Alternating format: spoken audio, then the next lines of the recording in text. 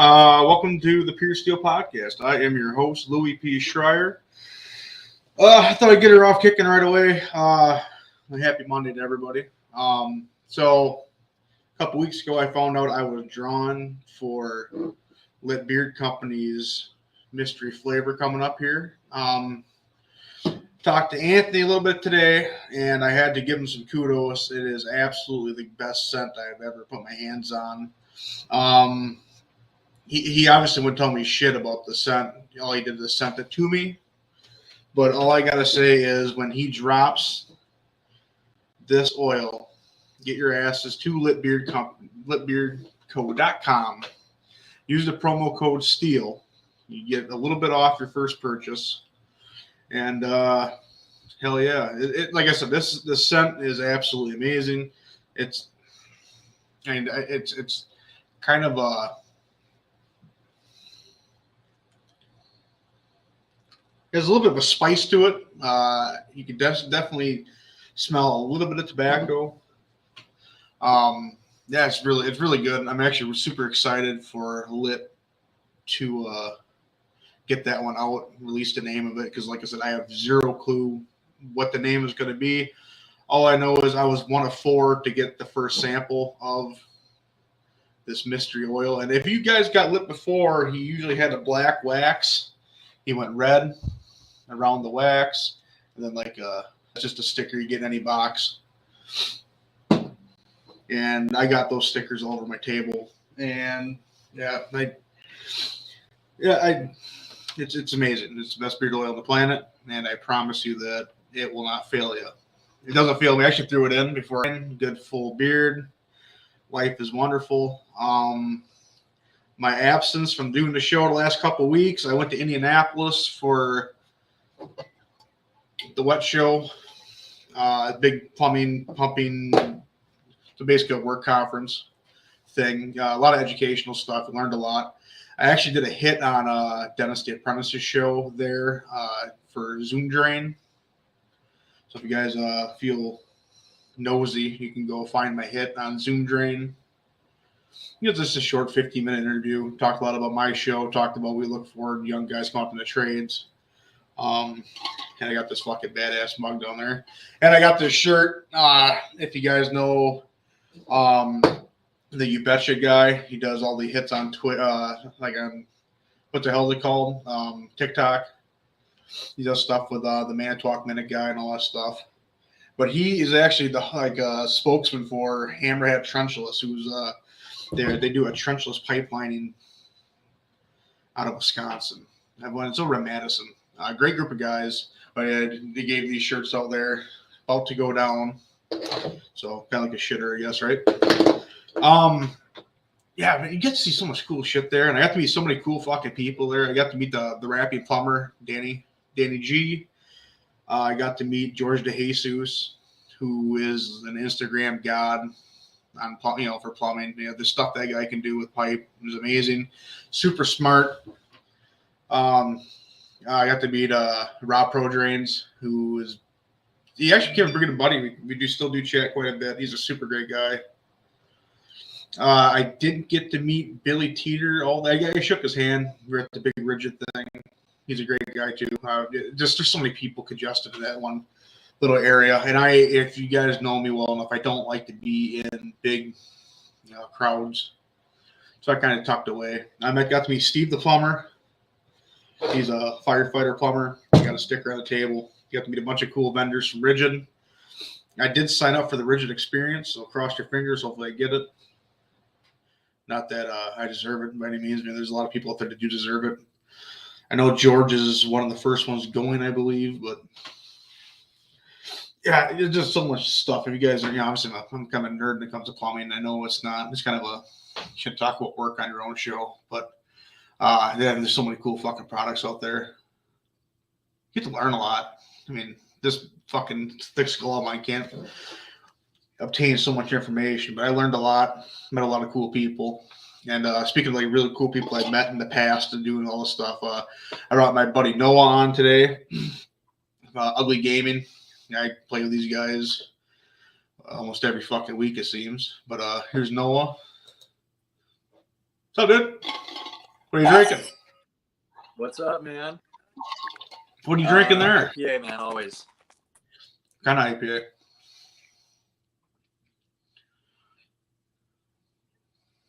Kind of IPA you got there?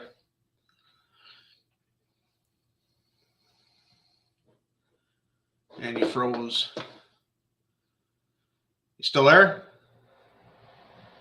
I can't hear you. Your volumes. I'm gonna back you out. Can you come back and try to get better connection? Can't hear you. Okay. So yeah, I was down in Indianapolis. A lot of cool shit down there. I don't know if people like really realize how fucking awesome Indianapolis is. It's probably one of the coolest big cities I've ever been to. And I haven't been to a lot. I've been to Milwaukee, Madison, stuff like that. Cities. But where we stayed, we were right next to Lucas Oil, and you walk. I can't remember the name of the street, but you walk straight up. Basically, going down downtown, and they have that big ass statue of old number 18, Peyton Manning. It's definitely a pretty cool little, if you're about my age or maybe even a little bit older.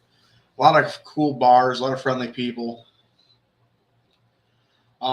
Some awesome restaurants too. I can't remember the name of the one. It's like a Brazilian restaurant I went to down there, but it was really good food. We went to another bar down there too. Burned by, I can't remember. There's a bar down there called Burn. It's a big cigar bar. Pretty freaking sweet. But we're gonna try Noah back here. What's up, dude? Hello? Better. Yep, it's better now. There we go. How you doing, man? Not bad. Not bad at all. I'm living the dream, some people say. Yeah. Sounds like a cool plumbing convention. Oh, dude, it was so much fun. Like I absolutely love seeing new stuff, and there's so much new shit there. And like I always said, like, living in this era is like the golden age of anything, but like the golden age of plumbing is here. Like from all the press tools, all the sewer fixing, all the liners, all the everything. It was almost too much the first day. Like there's so much shit there. Excellent. That's good. My beer's Sierra Nevada IPA. Okay, I think that's everywhere. I think every state has that probably. Yeah, it's from Chico. It's not too far from me, and pretty sure they're worldwide at this point. Yeah, fucking huge. Chico, that's Aaron Rodgers' hometown, right? It is.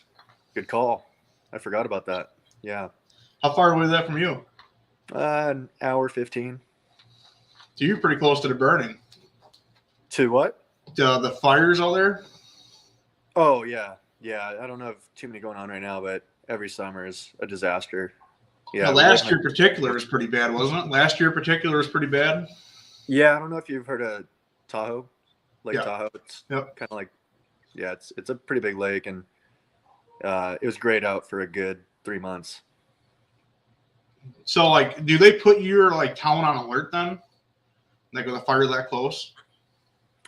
No. We'll get days off work because the smoke is so thick. It's so gray. It's not good to be outside.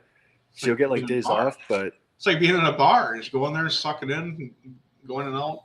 That's what I do. Yeah, I take advantage of it. Yeah. But yeah, the fire zone, they do a pretty good job. Cal Fire does a good job of containing it. So you don't really evacuate unless it's dangerous.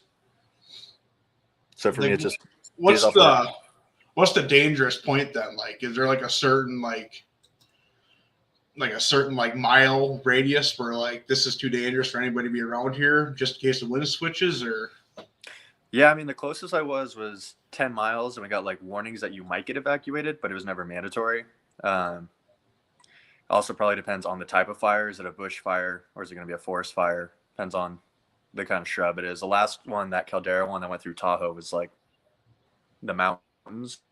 So that was pretty dangerous because it was pretty hard to settle down. no, yeah.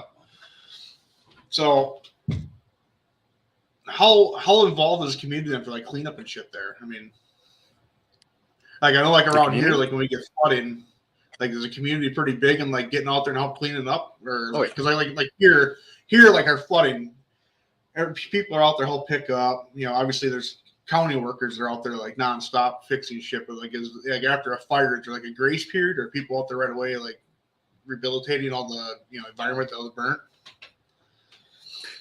Yeah, the community is phenomenal. I don't know if you've heard of, on Netflix, there's that Paradise documentary that was a fire next to Chico, and Chico was like fundamental. Like people opened their houses, people took as much care as they could of the victims. It's a good documentary. I have to watch that. What California fires are like. Yeah, that's gotta be crazy. Living in a fire, it's got to be like at any minute we can get. You have to get evacuated. That's got to be kind of crazy. Yeah, it's crazy. Summer it seems to be getting worse, and it's crazy. It sucks that we're getting used to it, but you expect it at this point. Yeah. So this last fire was started by a like a gender unveiling. Is that correct? Oh no, that wasn't this year. That one gets all the media because it's a good story, but that was like 2018. That was in Southern California. But yeah, they did like fireworks for the gender and caught a lot of Southern California on fire. Speaking of gender unveiling, I did see yours. Congratulations. Thanks, I did see your you did that little walk away, like a fist bump, like you're having a boy. So congratulations on that. Sports side of me came out. Oh yeah. Oh yeah. If I'm not wrong, I yelled, "He's going to the league." That was like the first thing I said. Which league? Don't know yet. Find out later. But he's going to the league. He's going to the phase, Might be the right? darts league. Ugly Gaming. Yeah. The gaming league.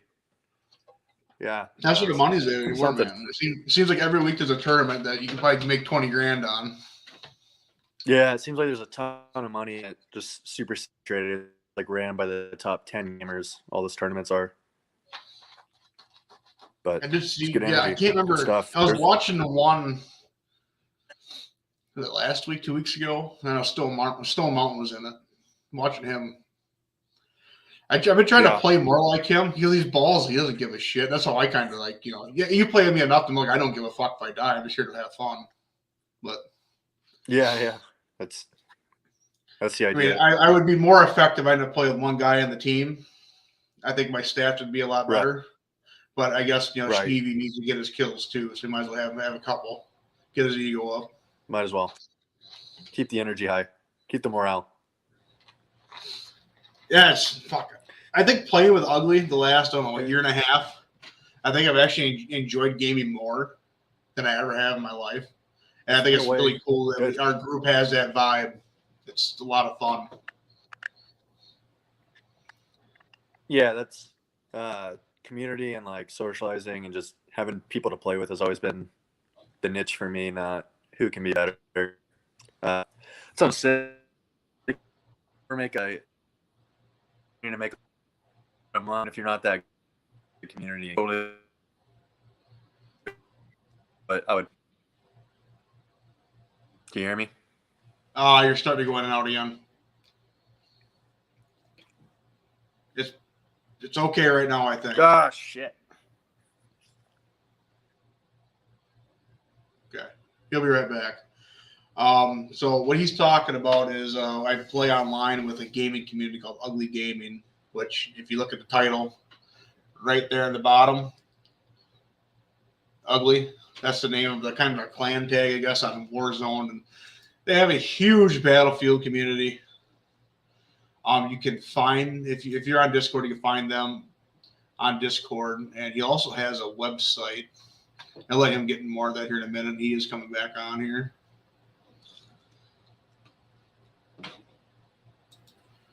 How can people find Ugly Gaming again? Uglygaming.org. You Google Ugly Gaming. Typically no space. You'll find us quicker, but uglygaming.org is the best way. And then our Discord, Instagram, if anyone wants to ever play with us, it's all there. You can DM the Instagram. You can join the Discord. Everyone's welcome. Rules are super easy. Don't be an asshole. Just be cool. I'm an asshole, and you guys let me play, so. Yeah, special kind. Yeah, sorry my thing keeps glitching up. I have an iPhone 7. That's all I got really to join the podcast. So that's all right. Yeah, usually like phones, like they have a weird screen, but yours actually is kind of normal, so not too worried about it. That's something. Yeah, I'm working on investing in a good laptop and a microphone, so I could do this more seriously. It'd be awesome. I figured you'd have like a big computer set up. You have like No. the round screen, mounted up high. Lean back and play. Oh man, no! I play with a beer and a beanbag and more beer. More beer. Just TV on a stand. Yeah, I don't have the gaming setup that my stereotype kind of would expect. Yeah, I do have a computer, but I don't game on it. Maybe I always like kick the can around. Like maybe I should just put some hardware in it and try to fucking run it, but I don't have the time to do that. I don't have the time to put together a computer because I'm not good at it. My specialty is pipes. I put my hand in shitters. That's about it. Yeah, my buddy, my cousin Krisky, if you ever have seen him or played with him, he's got a bitchin' setup, but he shows me all the work he does to it, the money he spends on it, and it's definitely a hobby on its own, just building, let alone the games that you play after it's built. There's constant maintenance as well. Well, like you see, like the rig setups that like Stone Mountain has, and like Rexzilla. Yeah. All that, just like what kind of fucking money you guys got in the system? Like 10, it's got to be like 10 grand the minimum for some of those guys. Oh yeah. I was watching this video and I don't know if you saw the news. Snoop Dogg just joined FaZe, which is something to kind of mind blowing to begin with. But on top of that, I was watching a clip, and the guy actually has phenomenal gameplay. He snipes like 5 people in Warzone in 5 seconds. Oh yeah, he's very impressive. There's a video on YouTube of him playing Dr. Disrespect and Madden. It's pretty fucking fun to watch. What was mind-boggling to me and what we were saying is he must have at least a $20,000 computer. He's got to have it so set up. For Snoop Dogg to be that good as a 18th career that he's attempted doing, or he's just a goat. Everything. I can see him just being a goat. I can see him just getting stoned out of his mind, just sitting down and just decompressing the day, all on a fucking playing game. Yeah, me is like, I don't rap. I'm not an entertainer. I'm not a artist of any way like he is. So nothing's more like almost frustrating when you see Snoop Dogg get on and smoke in Warzone. It's like, damn it, this guy, holds it down, but it's more entertainment. It's fun to watch him. Who's your favorite streamer to watch? My cousin. I'm not a big streamer guy. I've never been into streaming myself too much, and I've never really watched streams. I'd rather just play. So I kind of just support Krisky the most I can, and I enjoy watching him because he's not super competitive. He has that really cool guy approach, and you just kind of feel like you're sitting behind him while you're watching him stream. Yeah, I wake up every morning, I turn on Rexzilla because it's more of like he just hangs out with the people in the morning. Like he sits there, he interacts with chat, he has full conversations.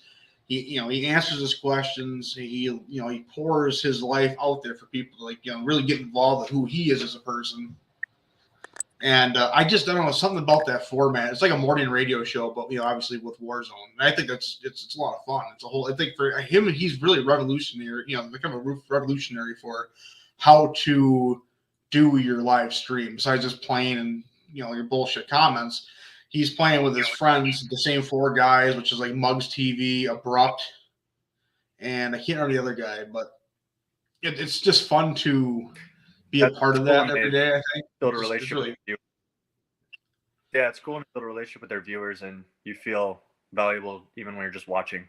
You feel like you're a part of it. It's cool. Well, see, he big man for remembers that. who you are too. Like you know me well enough. I'm gonna say something That's smart ass no matter what. So like I will comment something stupid, and he'll read it. He remembers exactly who I am when I say it, and he usually gets a laugh out of it because he's just it's me. It's just being a goofball. I've been trying to get his ass on my show for a while. I think I ask him like once a day, hey, when you coming on the show? And he's always like, I do my own show once a day during the Monday to Friday.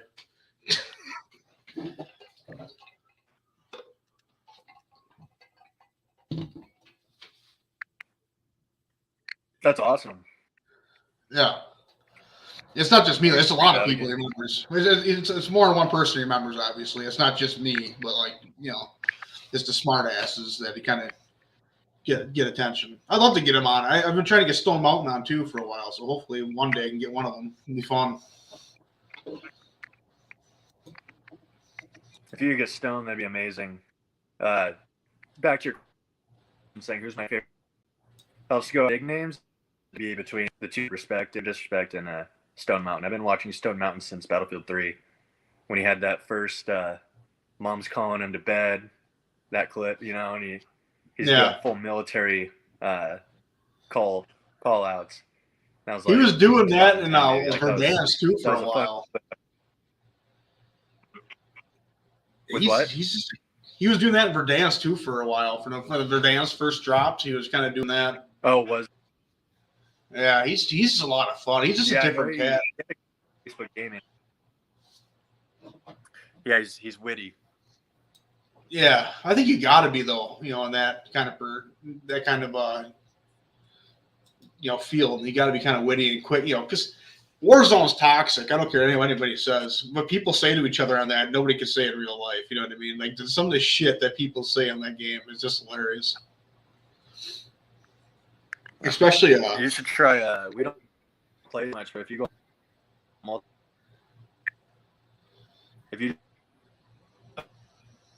it's absolutely Ruth.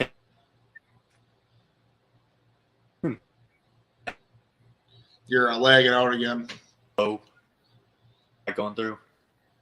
There it is. It might be better. Maybe. I think it's better. You hear me? I can hear you now. Yeah? I think so. Yep. Okay. Man. You got to upgrade your equipment there, Hoss.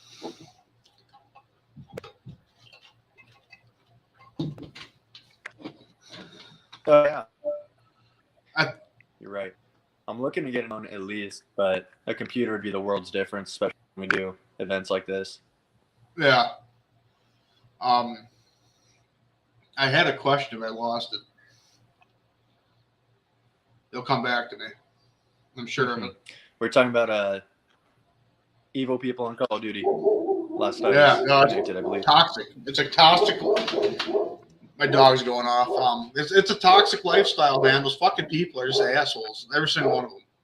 Even us. Even our team. We're the worst. The shit we talk to each other, I wish we could record some of the conversations and the shit we say to each other too sometimes.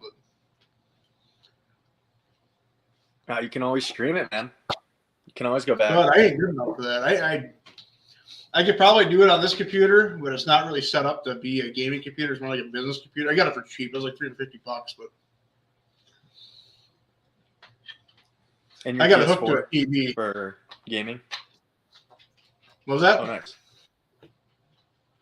Are you PS4 for gaming? Xbox now. I went to the Xbox Series S. The older one? No, it's the newer one, but no disc. All digital. Oh, word. You should be able to stream pretty good off that then. I think I should be able to, but if I'm gonna do it, I like to do it like Disrespect has. You have your character in the corner. Because I think my reactions would be hilarious too.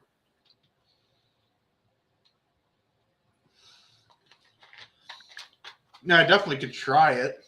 Yeah, good job. My internet really isn't that great either.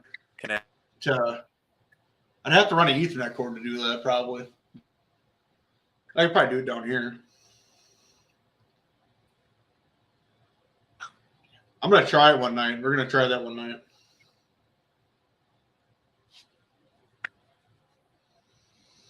I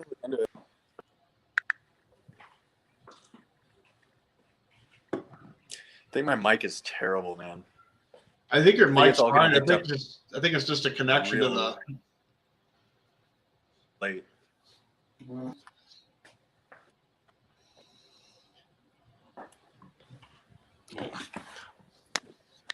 Let's try this.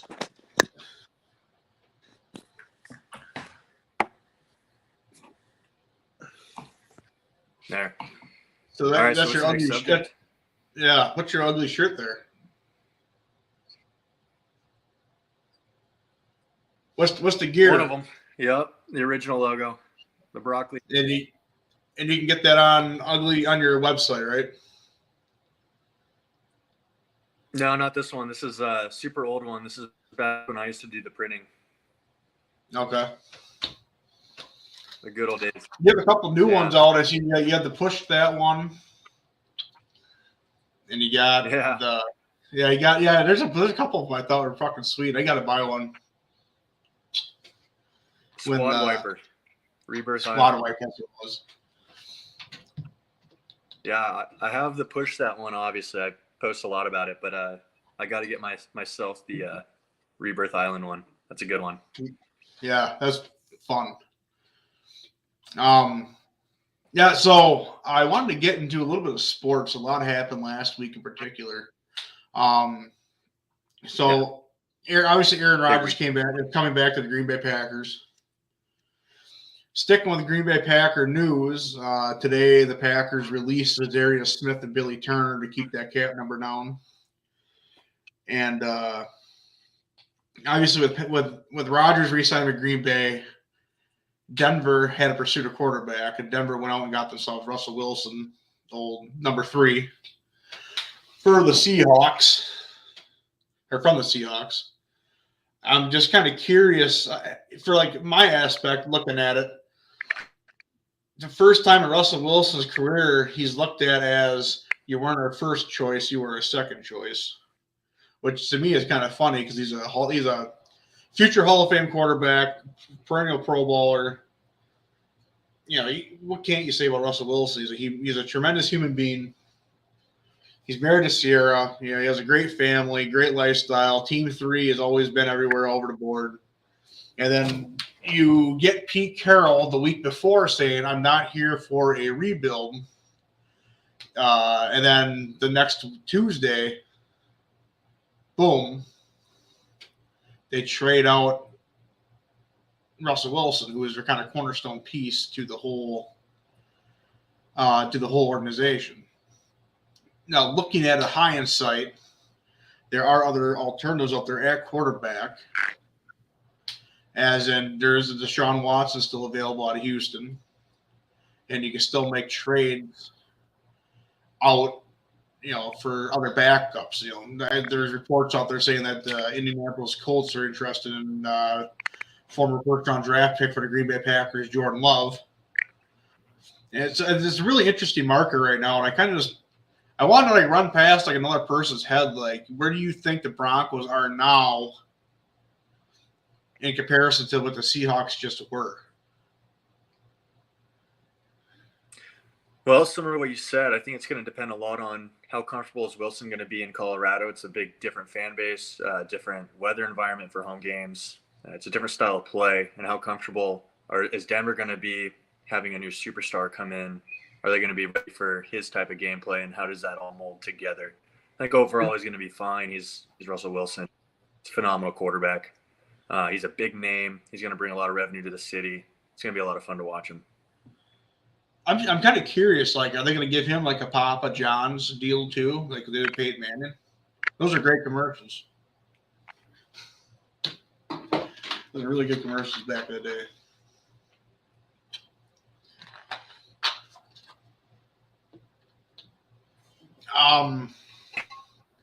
I just feel like it's almost like, to me, I thought Russ would have better off as Seattle because he got 2 fucking awesome targets. You got Chris Carson in the backfield.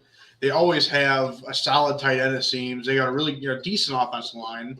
Always have a decent defense. They always, then they also have like DK Metcalf. And then the other receiver that's, lost in my head, but is what it is. But he's always had like a good crew of people there around him to be a cast. And I don't know. It's going to be weird seeing Russell Wilson in blue and orange, I think.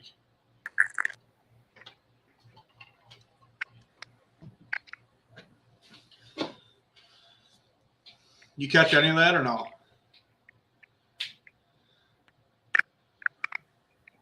No, you froze for a good 20 seconds on my end. Other news I seen. Do a hot restart. Yeah, I'm not going to restart. You saw what? I did see that Tom Brady's back. Year number 23. Oh yeah, big year.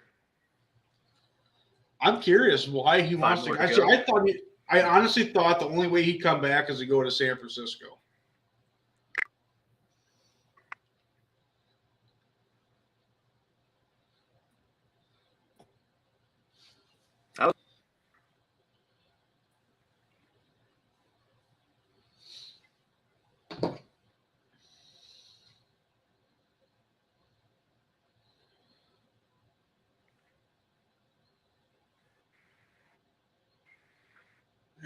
Noah froze out again, I believe.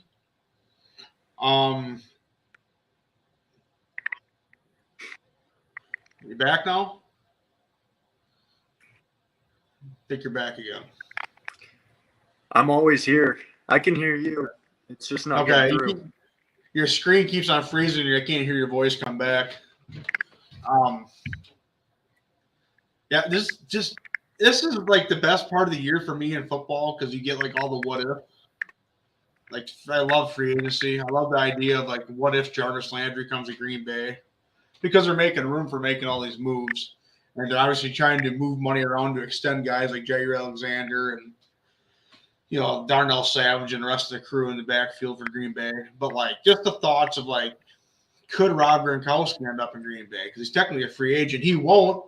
He's going to go back to Tampa, I'm sure, with Tom. But just like all the thoughts, even before Tom came back, there was talks of Gronkowski going to Cincinnati to play with Joe Burrow, which I thought would be kind of intriguing. That's another blocking tight end in the front to slow down big bodies coming at him.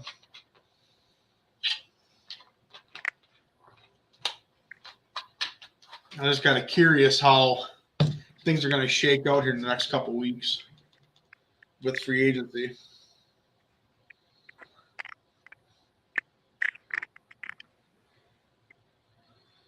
Is my mic going through? Yeah, it is now.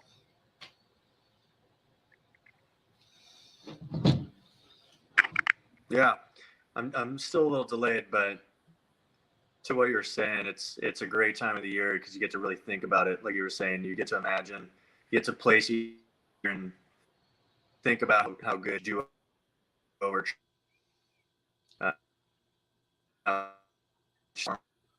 With You're lagging hard again, pal. You're roboting this time.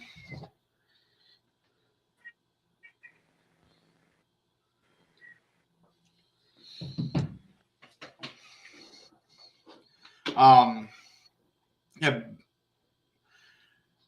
It's going to be really exciting to see what all kind of takes place going forward in the NFL. I think Deshaun Watson, the sweet space for him is going to be, out of this realm. I think he's going to get a hell of a number going forward. I'm guessing it'd be pretty similar to the trade from Russell Wilson, from Denver to Seattle for Russell. So I think that was 2 firsts, 2 thirds, and players. Now where Deshaun will land, I seen Seahawks. I seen Seahawks. I seen Saints. I seen the Panthers. The Colts are always looking for a quarterback. Mitchell Trubisky just signed with Pittsburgh, so we'll see how he does in the second running here. Yeah, it's going to be a wacky off season. I think there's going to be so many different things moving back and forth with who goes where, how things land. Obviously, what other teams' salary caps are going to look like. I think I really do think that the salary caps will be the biggest thing. Although the number keeps on going up every, I think the projection was every, 20 million every year. Projections are going to keep on going up for the salary cap. So I think that's what favored the Packers picking up Rodgers is they can. Obviously they haven't released the numbers yet of Rodgers' deal. It's supposed to be astronomical, which I don't really think that's going to be the case. I think every player should get paid, but I think, for the footprint of the team, I thought the number was like if the quarterback is over 13% of the salary cap, they've never won a Super Bowl. And I think how they orchestrated the deal was his deal would be at about 9%. So they can kind of hopefully retain certain pieces. And like I kind of stated before, Billy Turner and Zadarius Smith were both cut today, from what I understand. I've seen that they restructured Preston Smith to open up some little more cap space. And I've seen there's been a couple other little things going on. I know they restructured David Bakhtiari. And they keep on turning the wheel here. So maybe Packers kind of get a splashy pick up here in the offseason. I don't know. And obviously, they haven't really done it so much in the past, big splashy acquisitions. Even at the time, Zadarius Smith wasn't a huge pickup, and even at the time, all these other pieces like Devondre Campbell. I guess I don't know. I think he's coming back. I believe he's coming back, but I think Rasul Douglas is gone this year, which rightfully so. I mean, he drafted Eric Stokes. He had a hell of a year without Jair Alexander there. I think that is one person that they could probably live without, especially if Stokes is developing at the rate he was, because he was doing really, really well, after he kind of got his feet in. They always say like halfway through the year, you're not a rookie anymore. You kind of got the feel of the NFL. I believe that is kind of the case, especially with him. Who knows what's all going to go on past. I guess we're going to find out here in a couple of weeks, or even when training camp hits, who doesn't make the cut, who will make the cut. Baseball's back too. Finally, I mean, it's not. I don't like talking too much baseball on the show. It's just really not my thing. I love going to ball games. I love spending time at Miller Park, American Family Field. But it's just really not my forte to really get too deep into baseball. I kind of stick around MMA fighting and football and boxing, which Tyson Fury is fighting in April, and I will get more on that. Once that time comes, just so I kind of get a little more. For me, I love getting hyped up about the press conferences and stuff. And this last one, his opponent did not show up to the press conference. Big deal. I mean, it's the first one of how many. But I think the lore around Tyson Fury is going to be something that the sport's going to miss if he does end up retiring, because this was talk that this could actually be his final fight. I don't think that's going to be the case with him. I think Tyson Fury is going to be around probably 3-4 more fights. He has too much fun doing the antics on stage and calling people a big dosser, and he's just he's one of a kind talent. He's definitely he's a different cookie for sure, Tyson Fury. And if you are tuning in live, thank you very much for joining us. This show is brought to you by Lit Beard Company. Lit Beard Company is the goddamn best beard product company on the planet. Use the promo code STEEL at litbeard.com, litbeardco.com. Get, I think it's 10% off your first purchase. I don't remember offhand. And like I said before, I was selected one of 4 people to try out the new scent coming out. I do not know the name of it. I do not know all the flavors of it. I do know what I smell, and I do smell a little bit of tobacco in there, kind of a spicy smell to it, a little bit of tobacco. It's really good. I actually threw it in before the show because my face itched. I normally during the week I don't put oil in before I go to work. That's because depending on what I get into, concrete or whatever.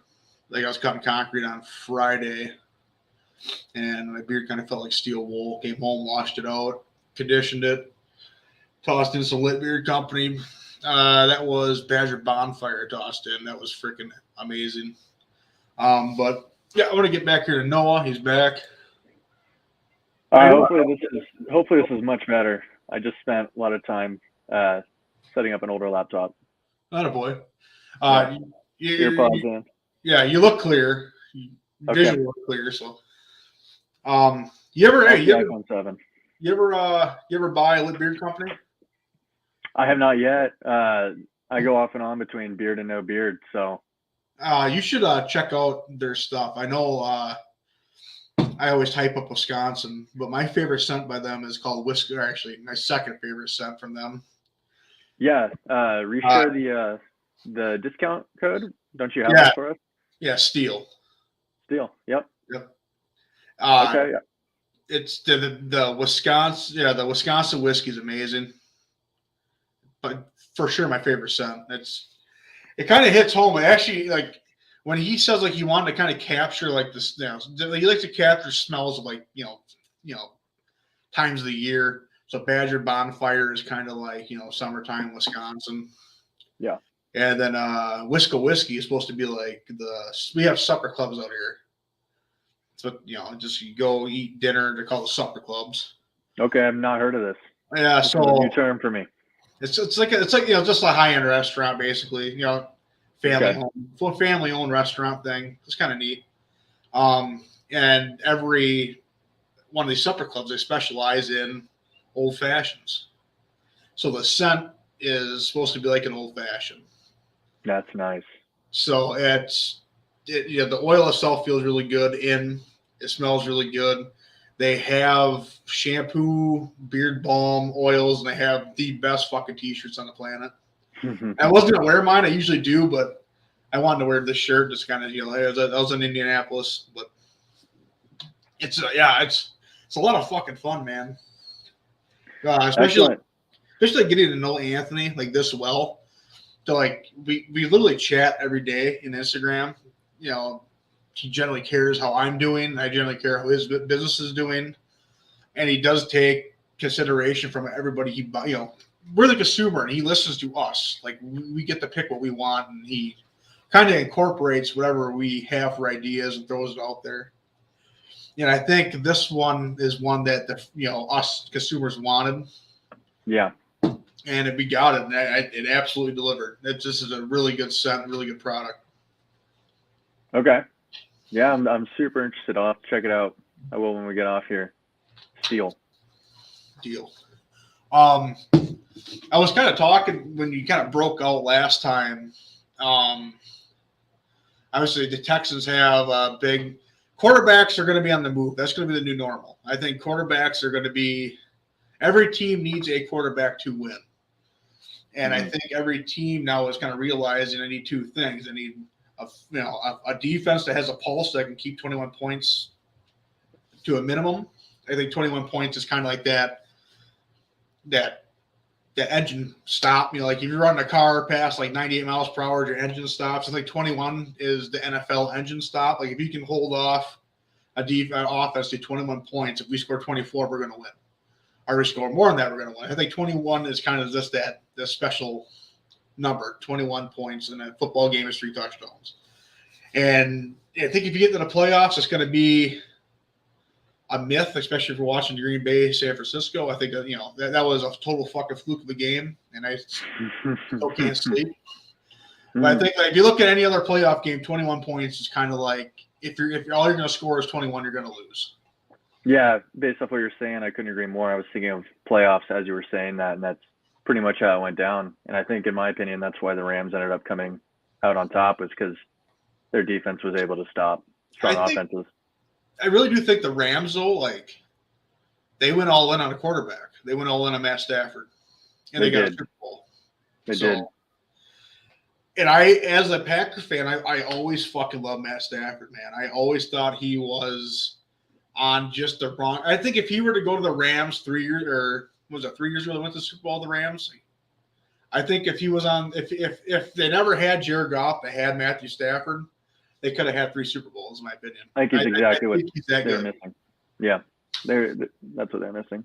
When I say defensively, though, I mean think of what they did to Kansas City. Oh yeah, they played That was the Niners, huh? yeah It was Niners and Rams. Niners, Rams, and Cincinnati. Right. They played Cincinnati in the Super Bowl. Which what Niners a should have never been there turnaround. anyway. Should have What been a- the Packers. Yeah, what a turnaround for the Cincinnati Bengals, man. Going Yeah. from there was a list I seen actually, and I'm gonna find it as we talk here. But like the numbers of wins since 2000, the year 2000, and I think trying to find it here. Wasn't it something like their first playoff win alone? In Yeah, first playoff win since like 50 or 1989, I think. yeah, I want to say it was edging 50 years. It was their first playoff win, let alone going to the Super Bowl. So like Phenomenal. total wins since the year 2000. Obviously, I think you can guess who was number one. Patriots. Patriots. Yep, they had 254 wins. Number 2, can you guess number 2? Saints or Packers would be my top two. You're wrong on both of them. Shit. Number 2, Pittsburgh Steelers. Really? Well, they're always they in the have some big playoffs. days with Big Ben. Yeah. Oh, well, yeah, you got to look at like them and the Green Bay Packers. That's 2 and 3, but they're always in the playoffs, and it's only a Okay. margin of 3 Packers. games. Okay. But like you look at a team like Cincinnati, who was since the year 2000 number 24 on the list, and they only have 159 wins since the year 2000. So, with that staff are turning around and make the Super Bowl this year. Holy shit! For them, that's a hell of an accomplishment, especially being at the bottom half of the list that I'm seeing. They got this whole, you can't see it, but Says a lot about that move. Absolutely. yeah. I mean, can you guess last place shooting off the hip? Last place in oh man. Total wins. Historically, I'd say the Browns. Historically, It's the, really tight knit. Really tight knit. It's the Browns at 118 wins at number 32, and number 31, Detroit Lions, okay. 122, and then Jacksonville Jaguars, 131. That's your bottom. Yeah, that's a good subject. How do you feel about? I'll ask you a question. How do you feel about Mayfield? You think he's going to be able to turn that around, or do you think they got him a foot out the door? I have I became a closet Colts fan my last 2 weeks of my life, and I can really see a situation where Cleveland or Cincinnati or not, goddamn Indianapolis will make a move for Baker Mayfield. I think that team makes too much sense. Yeah. Especially Well, it's interesting because they're struggling, and they got rid of Odell, traded him to the Rams, and Odell did a little better. I mean, I know there's a lot of domestic disputes between Odell and playing with him, but he did pretty well for it being his first playoffs. I think Had their Odell. first touchdown. I really think Odell Beckham gets a bad rap because he's a polarizing figure. Everybody knows who he is, but obviously to be that successful in the league, to be a playmaker, you almost have to be a diva sometimes. I mean, I think you'd probably get the same thing if like Devontae Adams wasn't getting the ball. I think he'd be a little bit upset too. I mean, you've seen it with Randy Moss, you've seen it with Terrell Owens, you've seen it with Chad Ochocinco Johnson. Antonio Brown. Antonio Brown, yeah, that's a whole different. That guy needs the ball. Well, he's a playmaker. I mean, Yeah. But Antonio Brown's downfall was he's on a team with Mike Evans, Chris Godwin, Rob Gronkowski, and you got 2 or 3 serviceable running backs that can catch a ball and they have a pulse. and they got, I can't remember the guy's name. He had that really big play against Green Bay where he fucking burnt him down the field at the halftime last year. Shoot, I watched it. I can't remember his name though, but he's a burner. He guy can run. But that team is just so Fournette? saturated with talent. Fournette? No. Well, that's one of the running backs. I'm talking about another wide receiver they got. I can't remember his name. But anyways, that team's so saturated with talent that you're not going to get the ball at that rate. I mean, they got to stop somebody. They also had a lot of team chemistry before Antonio jumped in.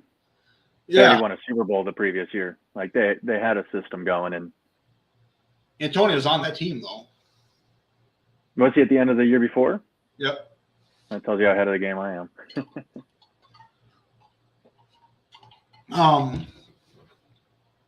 Yeah, it's just there's so many moving pieces in the NFL right now, man. I can like literally stay up at night thinking about like what's going to go where, because for me like for this show I love the topic and just talking NFL because people listen to it and people love the thought of it. But just like the quarterback moving, like Deshaun Watson, where could he go? I think he could also go to Cleveland or not Cleveland. I think he could also go to Indianapolis. He could, there's so many options. I don't think the Texans are going to trade him in division. So I could see him going to the Saints. I could really see him going to Carolina, Carolina's a quarterback away. Yeah. And I think Carolina is at a position now too where they have so much young talent where they can get rid of bad contracts. Like they can get rid of Christian McCaffrey and I think they could still be okay. Yeah. A lot of moving pieces right now. It's fun I'm curious. I am so curious what's going to go on because free agency opens up on Wednesday. And you're already seeing guys get picked up. Like Mitchell Trubisky today just signed with Pittsburgh. Which I think that'd be like the fourth quarterback in the last 50 years for Pittsburgh. Yeah. Terry Bradshaw, they had Charlie, they had a couple other ones in there too, but like Pittsburgh's a lot like Green Bay where you get one or two familiar faces, that's all you're going to get, because the 30 years of my life, I've had two quarterbacks, Favre and Rodgers. That's pretty cool. I think that's you see that turn happening in football and basketball where it's becoming more and more of a contracted athlete sport, not a drafted athlete stays here for 15 years of a career.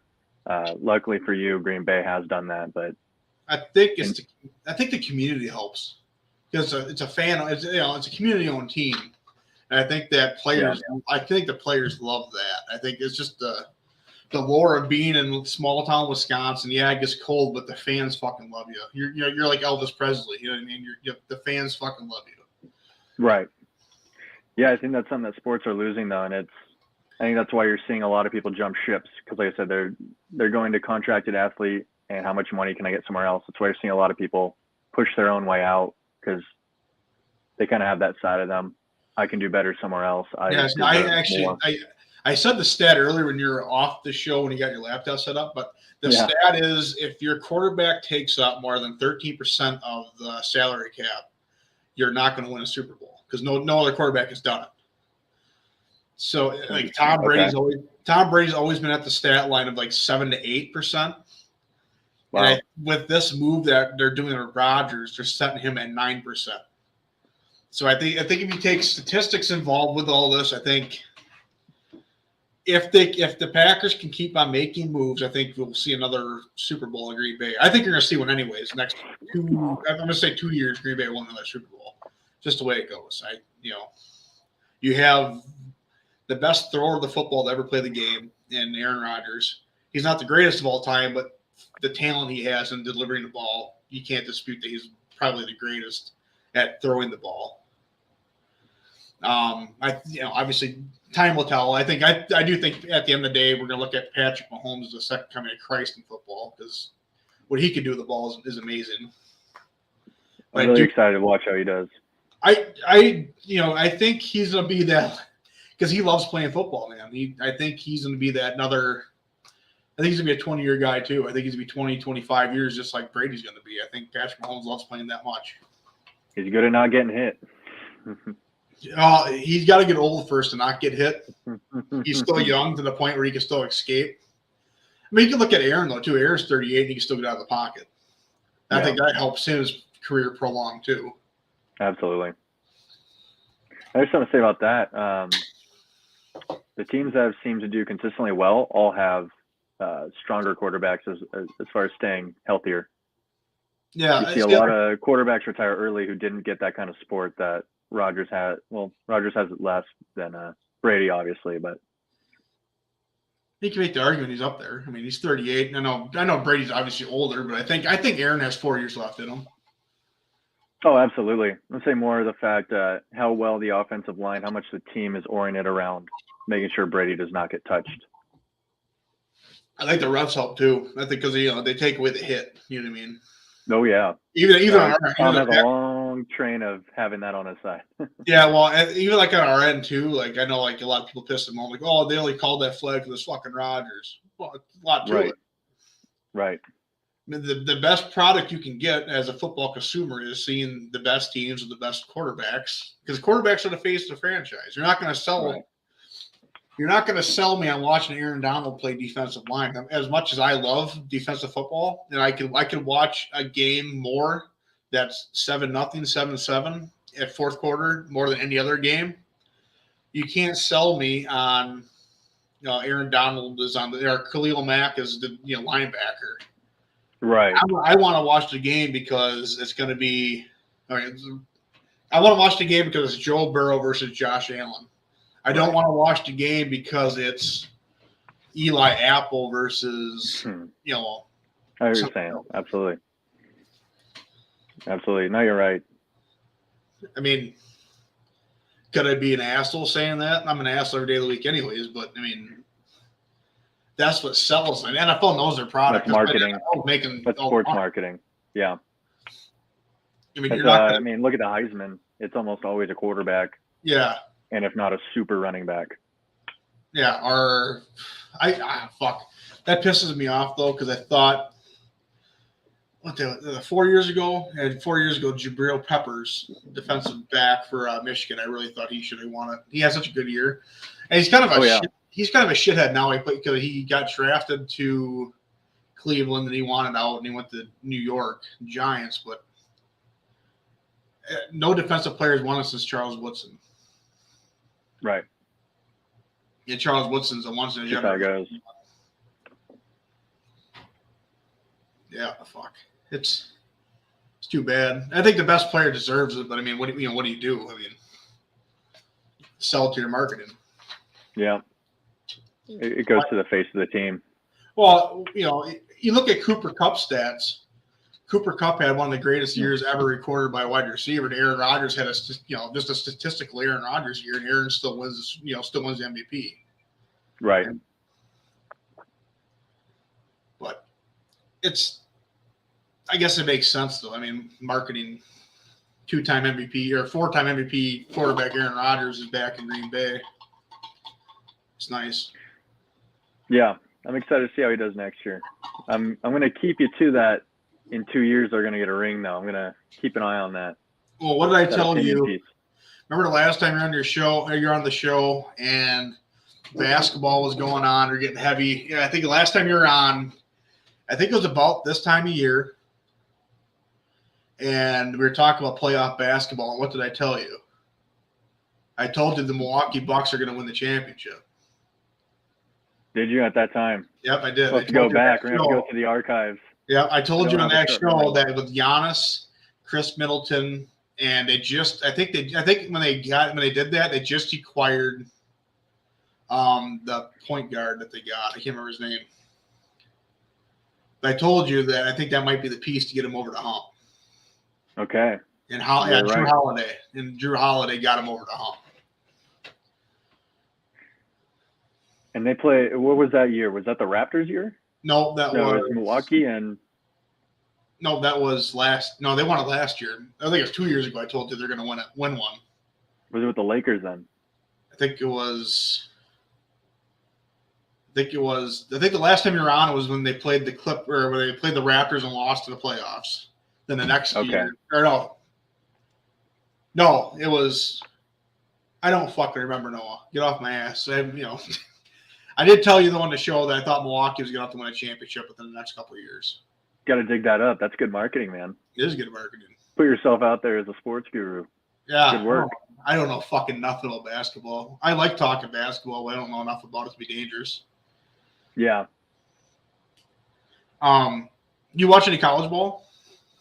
Not too much college. I know that Gonzaga's going to win, but that's about as far as I know. I'm excited to tune in for the end of the madness. Gonzaga, that's local you, isn't it? Yeah, they're Washington. Are they Washington? My dad's an alum of St. Mary's, so we always like to see them win because that's a rival. But Gonzaga, they're a small school, but they know how to recruit. They know how to keep the players knowing that they're going to win with their team. They always come out with powerhouse. History sells, I think, any program. Exactly. So St. Mary's, they have good runs, but Gonzaga just always has the stronger boot. I'm excited. I see Badgers actually have a decent team this year. I'm not saying they're going to win a national championship, but I'm excited for a Sweet 16 Badger game. Those are always fun. Yeah, and we know we're going to see upsets. So. Oh, that's the best. Yeah, the Badgers could very well get upset too. That's part of being a Wisconsin Badger fan, getting your heart broken every fucking year. Are you going to be on the sports book this year? No, I don't. No. I will do fantasy, like picking like a fantasy team, but like I'm so fucking gun ho on picking my feelings that I'm gonna lose every time. So I thought Cincinnati was win the Super Bowl. So absolutely, man. No, I bet awfully this year. I had Chiefs over Cincinnati. I had Packers over 49ers, and then in the end, I had Cincinnati over Rams. I went way too hard on feelings and expectations and not statistical validation. I love looking at the stat lines, like the betting odds, because the Pittsburgh Steelers this morning they were 50-1 odds to win the Super Bowl, and then now that they signed Mitchell Trubisky, they went to 70-1 odds. Wow. So I think it's hilarious. Like you look at sports betting, and then like players affect the lines too. It's not how well the team's playing; it's who's on the team. So you look at like Pittsburgh, for example, who's always a perennial. They're always in the mix, and you go from 50-1 to 71 off one acquisition of a player. That to me, that's kind of crazy. Mind-boggling, especially like you said right now with it's a big jump. The pieces are being moved. It's a big jump. It's a big. I'm not gonna say that would be a good bet. I mean, I'm not gonna bet on Pittsburgh to win the Super Bowl, but I mean, I think Mitchell Trubisky should be looked at not that bad. I mean, he wasn't that bad in Chicago. He just played for the Bears and they fucking suck. I mean, yeah. He's a former number one draft or number 2 draft pick. The funny thing about Mitchell Trubisky is he gets so much shit because he was picked ahead of Patrick Mahomes, but he wasn't that bad. I mean, he's not great, but I think he's about top 15. He's probably like number 14, 15, top 15. I mean, Mahomes also fell into a beautiful program though. Like that was what they needed was Patrick Mahomes. He fell into a situation where you have to watch Alex Smith for a year. I think that's what he needed more than anything. I think that's what it was. Yep. I think he needed to kind of learn a playbook with a quarterback guru like Andy Reid has been. I mean, look at Reid's resume. He was offensive coordinator for Green Bay Packers, and they had Brett Favre, and then he went to Philadelphia. He had McNabb, Vic, and then he goes to the Chiefs and the resurgence of Alex Smith's career, and now Patrick Mahomes. I mean, he has, he's a guru. He's a great coach. Yes. Yeah. It was fun to see how Belichick did not having Brady these last 2 years. I think Mac 10, man. I think Mac 10's will be pretty fucking special. I like that kid. I do too. He has a lot of hard to catch him not smiling. It's hilarious. Yeah. Well, he did that Joker walk too in the draft down the tunnel. He's a goofy kid, but he's talented. He's got a good attitude. I think he's a winner, man. I think there's very few that come through and you can say that guy's a winner. I think Mac Jones is a winner. He's going to win anywhere he goes. I mean, Yeah, he I has think the he's right the first, I think attitude. he's the first athlete too to sign on with no bull shoes. Have you seen those? No bowl, like a bowl, like Red Bull. Yeah, no bull. That's the name of the brand. Huh? No, I haven't. I think he's the first athlete to sign on with them. It's just, I think if give him 2 more years. Yeah, And I think 2 more years he's going to be. I think the Patriots could make a push next. Obviously, they got a young quarterback, so I think they can make a legit push to probably the next 5-6 years. yeah, and Belichick's the kind of guy who looks long term, especially the kid like Mac. Yeah, Reminds me of a Brady at that time. a little bit. Tom Brady's a little bit different because Tom was kind of forced into his position at that time. Yeah, Did you watch the Man in the Arena documentary? I didn't see the documentary, but I remember when Tom first got drafted, or not drafted, but yeah, drafted. He was drafted, right? Yeah, he was drafted. He was like, As a backup with Bledsoe. yeah, 199. That was his draft Mhm. number, 199. Yeah, and I remember watching him be kind of a surprise at the beginning. That kind of pressure on a young quarterback either makes you or breaks you. And I think Tom, he's just that special fucking talent where it doesn't matter where he goes, how he does it. Tom's gonna win. Tom's a winner. Yes, it's important. I want to say he's a better winner than Michael Jordan was. I know it's kind of a tough thing to say, but Tom is so driven on building a culture. He knows how to They're win. best. They're both coming out of retirement for a second try. Yeah. They've both done that. Well, I'm curious how long Hard to quit. Favre did this too for fucking years. I'm gonna retire. Yeah. Now I'm back. I want to retire. Now I'm back. Mm-hmm.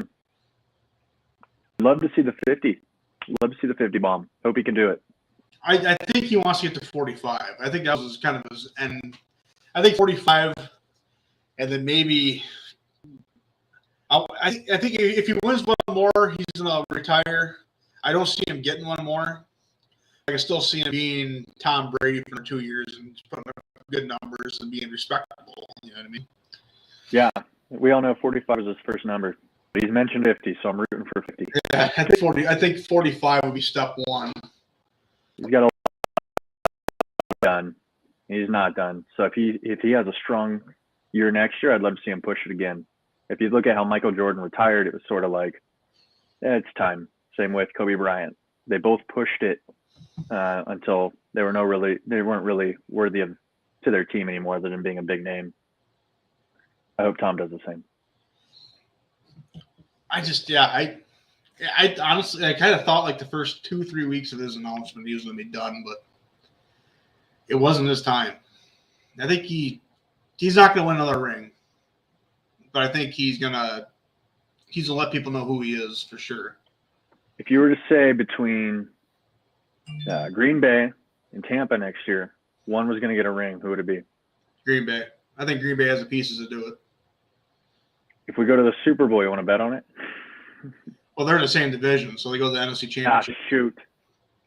I get too excited about people moving around and which team they end up on. I forget about it. I honestly think that Green Bay has the pieces, not offensively. I think defensively, they're so young, they're so talented. They got arguably the best cornerback in the league right now in Jair Alexander. They had the Eric Stokes, who they drafted last year, who played his ass off at corner as the number one because Jair was down. So they essentially have 2 corners right now who can shut down almost anybody in the league. Pack on Darnell Savage, who is one of the he had a little bit of a down year, but Darnell Savage is a fucking playmaker. You seen it at the end of last year, he went like 5 straight games of interception. I mean, I didn't catch that, but I believe it. That was his rookie year, and then this year, sophomore slump's real. I mean, that happens. I mean, and another year under a new coordinator because the Packers went from Mike Pettin to I think his last name is Barry. I can't remember his first name. I don't have my fact checker on is Darren from the Wisconsin BRBC, and he's not on right now. So, that Barry is our new coordinator. I think it's just like it's like a quarterback, like new coordinator, new system. It's kind of a pain in the ass for guys to learn, but year 2 under Barry, I think he'll be fine. But Yeah. a lot of, there's so many good players in that fucking Packers defense right now that you're Sean Gary, and they just restructured the other Preston Smith. They got Kenny Clark, and if they draft young talent, that helps. They got depth. They got so many guys, and with Jair being out, they had guys coming rotationally. I mean, they got so much depth and experience right now that I think that defense will be fine. It just comes down to they got to beat Garoppolo, man. That's where it starts. Yeah. Which, speaking of, you see they did put up a trade. Was it a trade offer? Or they were saying that they do want to trade him. The Niners did today. I want to say I saw that. I have not seen that. He's It's on going the page of Google News for me. So I was like, oh, interesting. I was kind of waiting for that. Kind of expected it. Being from California, you hear that a lot from the locals. Jimmy G's got to go. But he's not a bad quarterback. He's a winner. That's has been, but he didn't throw a touchdown until his divisional championship last year. That was his first touchdown against the Packers. I want to say he didn't throw a single one. He's field goal. Their defense won them the game against Packers. Well, that's kind of Shanahan's style, though. He likes to run the ball. I mean, yeah. It seemed like Jimmy G had a very hard ending, and I heard it a lot from hardcore Niners fans. Of course, everyone gets upset when their team doesn't win, but who do you blame? The same person you blame on the win, but I think we want a better quarterback for Deebo Sanders. Yeah, I think I don't know how I feel about that backup there, though. That kid they drafted in the first round. I think if he was as good as advertised, I really think that he would have been the starter day one. But I really don't think they. I think they might have hit a dud there. That quarterback they drafted. I think that's what they're going to expect on. I think they wanted a little more time for him to watch, but yeah, it's good energy around him. I do see Packers re-sign middle linebacker Devondre Campbell, 5 years, $50 million. Payday. He deserves it, man. He had a hell of a year. Yeah, I like to see who Packers end up putting around Deebo. He was really fun to watch this year. I think I don't know. I mean, Jimmy G's a good quarterback, man. I mean, he's not a big arm, but he doesn't make that many mistakes. I guess I only hear the worst of him. Yeah, well, I live like right on the Mississippi border, so you get to deal with a lot of Viking fans, and you always hear the worst of Aaron Rodgers. But he's an MVP quarterback, But that's what do you do? I mean, he's overrated. Well, if he's overrated, he wouldn't be a 4-time MVP. Right. If he was overrated, he wouldn't be stomping the shit out of their team every year either. But that's That's besides the point. Yeah, Today.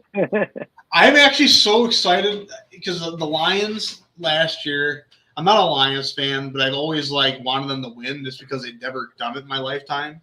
Yeah. But I really want to see Motor City Dan Campbell, the head coach, just have a 9-7 season with the Lions, just to get him that hope of we're gonna get over the mountain.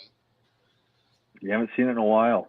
Ah, man, I watch a lot of the Pat McAfee show. I really look up to how he does his show, and I wish I was that energetic and I had that kind of paycheck to make this show into that, but I don't.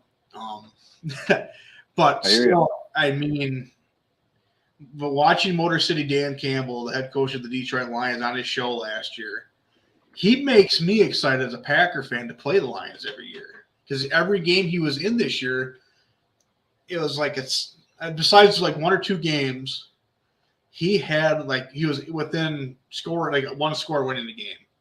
So he's motivating players to play at a high level.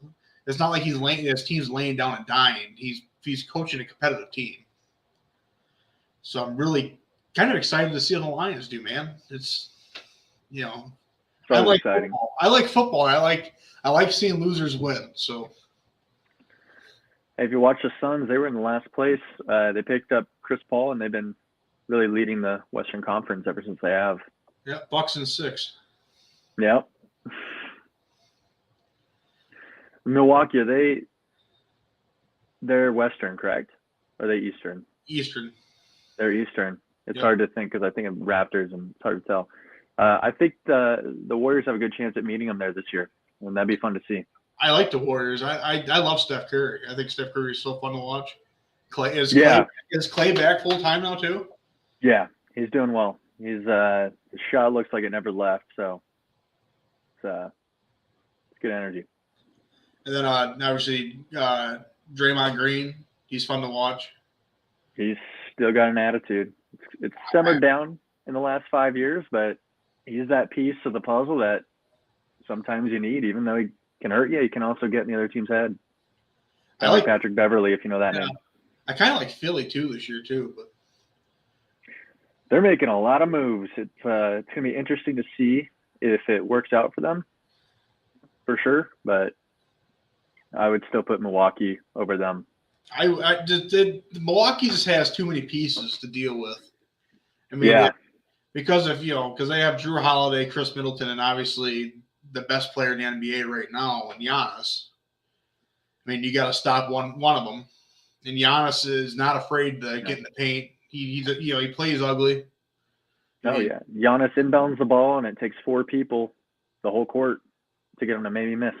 Yeah. Leaves Holiday wide open. Always. What I love about Giannis is I'm not a huge basketball fan, but you hear like the insiders, like this guy's a pathological worker. So like at the end of the game, after they won the championship, he was back in Milwaukee in the gym working on his 3-point shot. I mean, he's always trying to improve. Yeah. What's going on? See. You're my California reporter. What's going on with the Lakers? I mean, kind of biased. I'm not a big LeBron fan, but in all honesty, they are struggling. Like anytime you have a lot of superstars on one team, LeBron and Westbrook are supposed to be doing a lot more than they are as a duo. You have a lot of name blaming, it looks like, a lot of finger pointing, and not a lot of good team camaraderie. It's not just them though; it's a big 3. They got what's his name too as a center. Who would be their center right now? Anthony. Anthony, yeah. Yeah. Davis. Anthony Davis and Carmelo Anthony is also on that team. Yeah, but he's one of those. He's a big name, but it's kind of like someone signing Ben Roethlisberger this year. He's kind of big name. He's done a lot of big things, but he's drying up. He gives you a good play here and there, but he had a good run though with Portland. I mean, yeah, he had a good run with every team, but I think it's his name that's carrying him more than his statistic value. The Lakers seem to have a tendency to pick up anyone who's on their last 5 years and just see what kind of superstar they can make out of them. They've had DeMarcus Cousins, they've had Thomas, they've had Rondo. They really just pick up any superstar that might have a little spark left. Seems to be their play. See, Rondo though, he's never been a regular season guy, but you get to the postseason, John Rondo is one of the best. You know what I mean? He's just that guy. He's a very intelligent point guard. He plays point guard a way that most point guards don't play anymore. Most point guards look to score a lot. He looks to create. Is he old? Is the word old school and edgy? He is really right. Yeah, he. I mean, if you think of the average point guard, it's kind of expected that they might also be the best 3-point shooter. It's kind of a common trend you're seeing a lot today. Rajon, he knows how to hit a mid-range and pass before shooting. Well, that's what he knows how to create. And he knows how to get people. That's a typical LeBron player, though. We want give the ball to LeBron, make him make a play. I mean, yeah, and that worked pretty well for them. Not this year, though. No, yeah. The Westbrook thing that was a big move for Lakers, and is it going to go great or is it going to go how we're looking today? It's kind of like when Chris Paul and Harden tried to team up, and then Westbrook and Harden tried to team up. You're kind of seeing that same kind of response. Yeah. Well, I think a lot of it with like Westbrook is being motivated to play. So like when he was a young guy with not making the money he's making now, he had a guy in Durant to lean on, and they're both kind of like-minded in a sense. Where Durant is, he's legit. He is as advertised. He's a fucking competitor to the end. He's electric to watch. He could change a game on his own. I mean, I think playing with a guy like Durant is going to help anybody play, even Harden. But that OKC days, they screwed that up. They should have had at least 2 rings in OKC with Durant, Harden, and Westbrook in their prime. You know what happened there? Yeah, they gave up on each other. They all wanted their own individual success. So instead of staying together, they were young at that time. They all broke up into a super team, and left Westbrook obviously, but Warriors were successful, and with Harden, the Rockets were successful. So they left each other to go pursue their own. You kind of still see that today. They might team up here and there, but it's all for their own promotion, not for team camaraderie. See, that's why I love the players like Giannis. I love the players like Dame Lillard. I love the guys that want to play on their own. Old school, man. Like Jordan didn't need to have Pittman and Rodman. Jordan's going to win no matter what. Pittman and Rodman came to play with Jordan because they knew they were going to win. There's one team I could tell you about that. It's the Warriors today. People give them a hard time because you have a lot of bandwagoner fans like, oh, you like the Warriors. But if you look at their track record of who they drafted, exactly. Who moved in, they're all homers. They're all homers. Every single one of them. It's pretty impressive what that team was able to create. And you'll see them do better than a team that has more superstars because their team chemistry is unbeatable and that's their home. They fight hard for their house. Was it Milwaukee's fun too, man? Because before they built the Pfizer, they were going to move the team. That was going to be Seattle's next team, and then they got. I can't remember who bought the team, but I know Aaron Rodgers was a part of it, and they kept the team there, and they kept Giannis, and that was huge. They built the stadium, kept Giannis. Now they're going to win. It's first name you think of when you hear Milwaukee now is Giannis. Yeah, it's kind of like growing up as a Bucks, living in Wisconsin. I'm never going to claim I'm a huge basketball fan, but I remember my 6th and 7th grade, and I was in middle school. I think the Bucks won a total the first year they won 18, or 6th grade they won 18 games, and then the next year they won 20 games. That's the Bucks basketball I grew up with. Yeah. I claimed to be a Pacers fan because I didn't want to cheer for the Bucks. Yeah. That was back when they had Reggie Miller on our test, and then of course, Meta World Peace. Yeah, I can't remember what the fuck's his name. They all got that big fucking brawl against the Pistons. Would have been Ben Wallace. That would have been Pistons. That was Pistons. Yeah, Pistons was Ben Wallace and Rip Hamilton. That's the best time of basketball I knew, and that was fun, man. Can't remember the Bucks though. What's the fun time about that is you think of 2003, right? You hear the 76ers, what's the one name you think of? Allen Iverson. Right. Timberwolves, what's the one name you think of?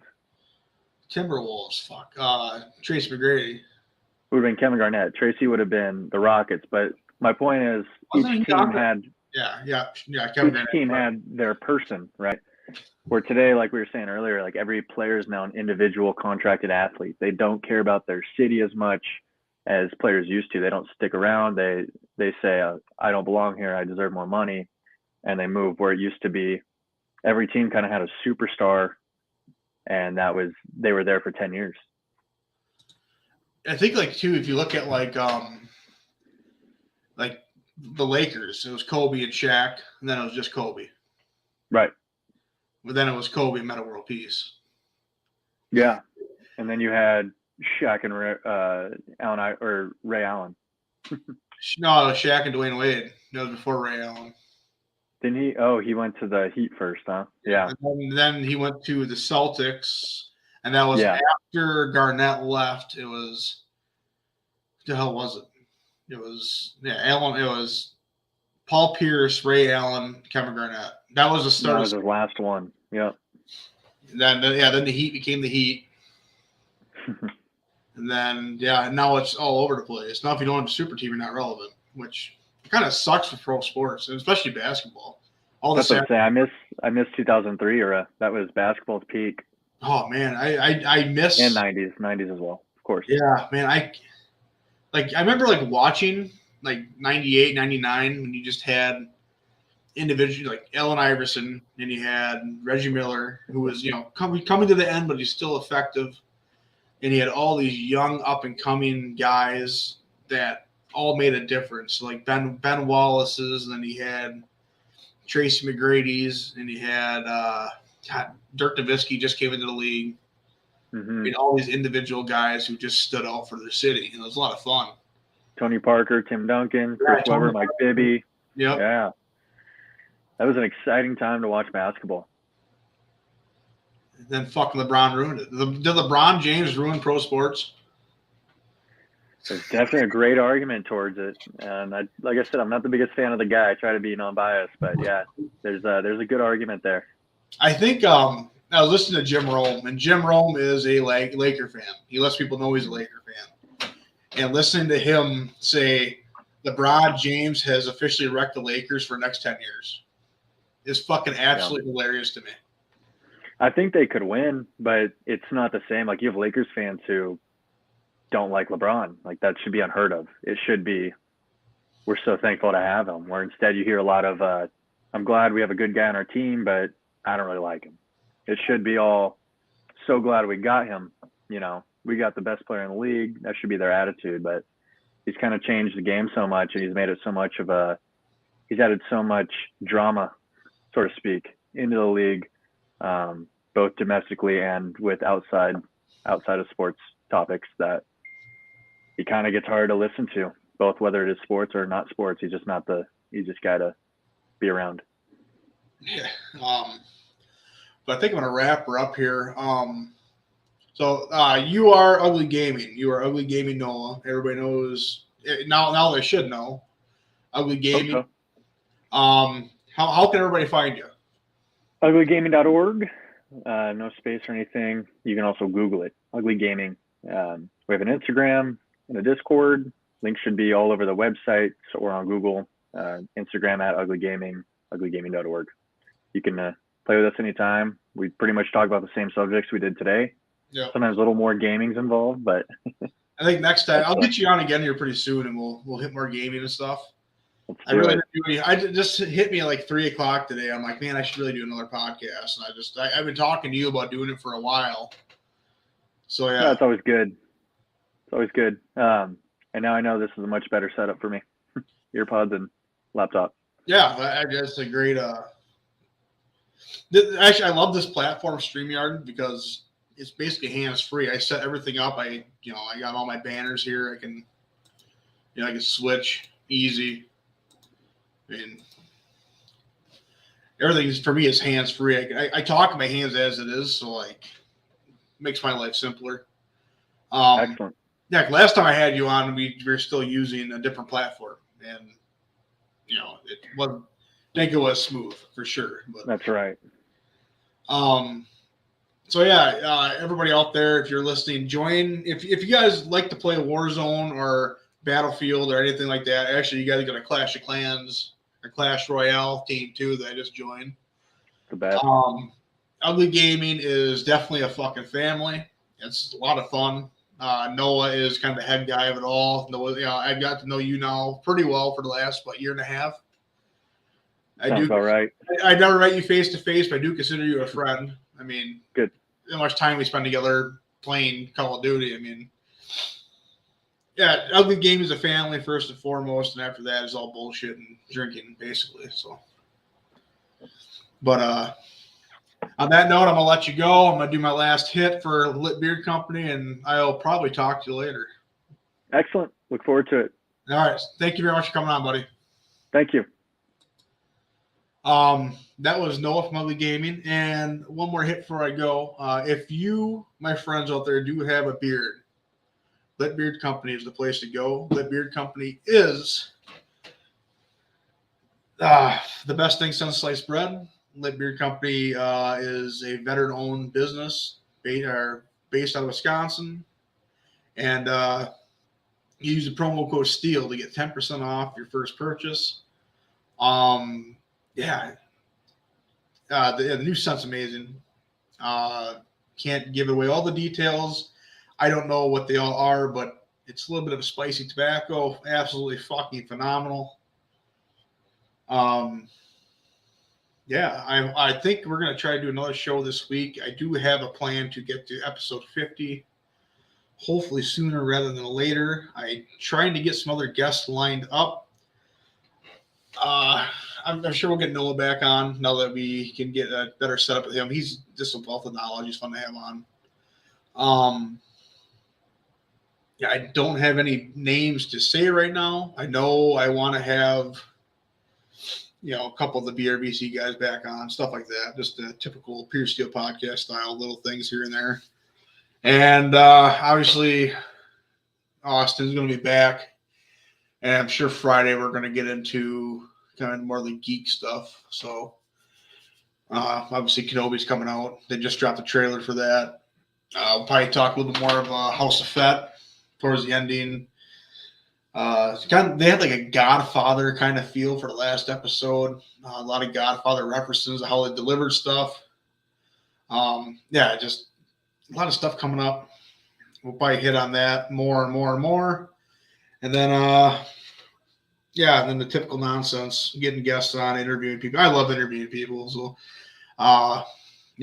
we'll get more in depth of that. But on that note, it is a happy Monday here. And thank you guys very much for tuning in.